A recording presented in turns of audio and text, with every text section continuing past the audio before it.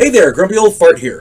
For those of you who don't know, I started Grumpy Old Fart to express my political and social opinions and to say things that I felt needed to be said. Unfortunately, YouTube started giving me strikes. As a hedge against this happening, I've created backup YouTube channels, Grumpy Old Gamer and Grumpy Old Ufologist. I also created a channel called Grumpy Old Fart over on Rumble, a free speech alternative to YouTube. You can find all of my stuff there, including my political opinion and current events. The link to my Rumble channel, as well as links to let you order my books, are in the description of this video. If you enjoy my content, please like, subscribe, share, and comment. I welcome your comments, even if you disagree with me. Now, on with the video. Hey there, Grumpy Old Fart here. I'm doing a continuation of the Outlaw Trails story from Bill's game. The last episode was titled The Rocking A. This one is titled The Dry Hole.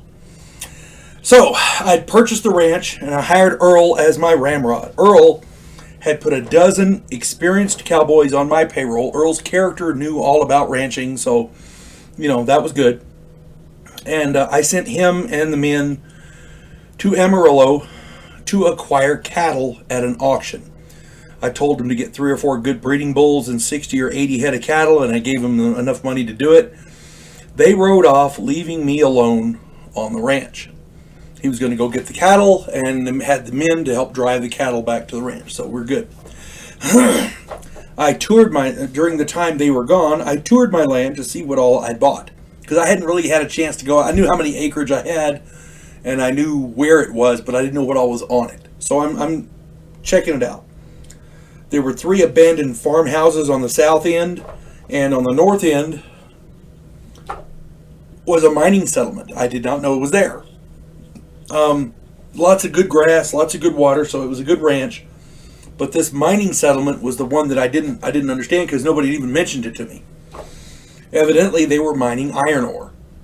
Now, as it turned out, nobody had told the miners that I'd purchased the land. Nobody told me that they were mining, so apparently I had purchased an iron mine. I tried to sit down with the mine foreman and talk it out, but he had it in his head that I was a squatter or some kind of carpetbagger. I was trying to explain to him that I'd purchased the land. I didn't know his mine was on my land. And, excuse me.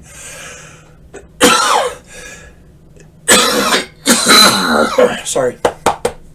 I have a tickle in my throat, and for some reason it just won't go away. Anyways, I was trying to explain to him that I'd purchased the land, and nobody bothered to tell me that his mine was on my land.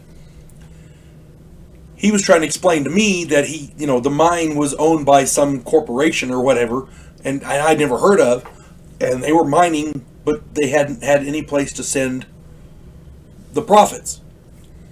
And when he said profits, my eyes lit up, because, gee, if I own the land the mine is on, I should be getting a piece of those profits. He had it in his head I was a squatter or some kind of a carpetbagger looking to bilk him for money. We ended up in a fist fight. It was a long, drawn-out fight, and I finally won by hitting with a chair. Yeah, I cheated, because that's how anybody who fights in a fist fight. If you're boxing, that's one thing. But if you're fighting in a fist fight and you're playing by Markers of Queensbury rules, you're doing it wrong. I will win every fair fight I've ever been in. I will win any fair fight I'm ever involved in, because I'll cheat. It's just the way it is. Afterwards, of course, he was willing to talk. But at that point, a war band of Kiowa Indians attacked the mining settlement.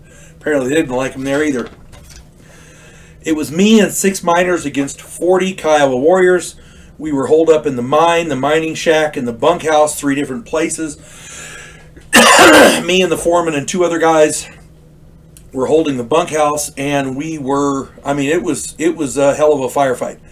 The siege lasted all day and into the next before we drove them off. We lost 2 miners, and I agreed to let them continue to mine as long as I got to keep 40%. Well, here was the problem. Here's where it kind of took a weird turn. As it turned out, my 40% wasn't worth it, because they'd been barely able to put beans on the table as it was.